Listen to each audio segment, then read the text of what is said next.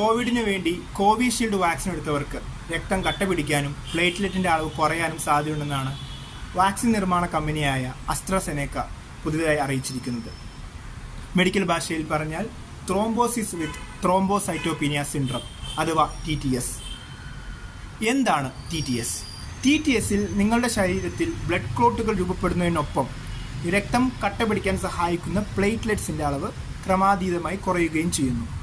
പ്രധാന രോഗലക്ഷണമായി കാണുന്നത് സ്ഥിരമായി നിൽക്കുന്ന തലവേദന, ശ്വാസം എടുക്കുന്നതിനുള്ള ബുദ്ധിമുട്ട്, മങ്ങിയ കാഴ്ചകൾ, നെഞ്ചുവേദന, തുടർച്ചയായ വയറുവേദന ഇവയെല്ലാമാണ്. നിങ്ങൾക്കും ഇതുപോലെ എന്തെങ്കിലും സിംറ്റംസ് കാണിക്കുന്നുണ്ടെങ്കിൽ സ്വയം ചികിത്സ ചെയ്യരുത്. Better to consult a doctor and take his advice. Dimer പോലുള്ള ടെസ്റ്റുകൾ എടുക്കുമ്പോൾ നമ്മുടെ ശരീരത്തിൽ രൂപപ്പെട്ടിരിക്കുന്ന ക്ലോട്ടുകളെ കുറിച്ചൊക്കെ കൂടുതലായി അറിയാൻ സാധിക്കും. ദ സ്ലോഗൻ റിപ്പീറ്റ്സ്: ഭയമല്ല, ജാഗ്രതയാണ് വേണ്ടത്.